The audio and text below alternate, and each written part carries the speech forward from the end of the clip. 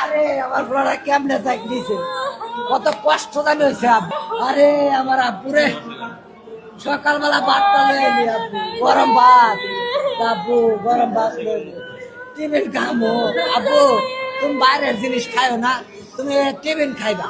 Tiffin খাইলে ভালো না, ভাত খাইবা, গরম ভাত খাইবা।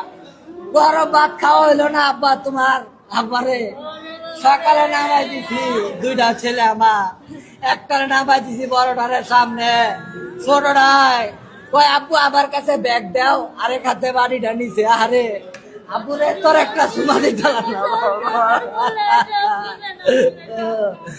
আমার বাবারা একা একা কান্নাকাটি করতো, কেউ কোনো অভিযোগ নাই। আহ আব্বু, আব্বু মনে হয় তুমি দুষ্টামি করে আনো গেলা, আনো তুমি। আব্বু কইলা আরে বাবা তোমার তো পাইলাম না, আমি তো অনেক খুঁজলাম না আব্বু, তোমার অনেক খুঁজি। আমি ওই সাইডে গেছি, তুমি যেই জায়গায় বসে দাঁড়ায় থাকতা ওই জায়গায় গেছি, ও মুরা গেছি, ওই মাঠে গেছি, কেউ রে দেয় না, পাই না। আব্বু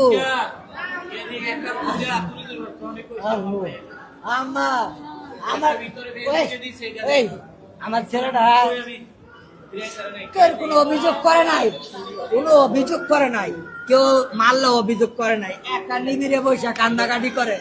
আব্বু তুমি কান্না করো কে? ওই আব্বু আমার ওই মারছে, তাও কোনো অভিযোগ করে নাই। না জানি আমার ছেলেটার কত কষ্ট হয়েছে। আরে আমার লাগা কইছিল আব্বু আমার ইয়াত নিয়ে যাইবা, সিলেট ঘুরতে নিয়ে যাইবা। আমি কইছি আব্বু পরীক্ষার করে নিয়ে যাবো। আব্বু আরে তুমি তুমি আমার মাঝখানে আজকে বইছিলা, বড়টায় পিছনে বসছিল, বড়টায় পিছনে বইছিল। ও জুনায়েদ রে, জুনায়েদ তুই কই গেলি? আরে জুনায়েদ, আরে জুনায়েদ, জুনায়েদ তুই কই গেলি? জুনায়েদ, আরে জুনায়েদ রে বাবা।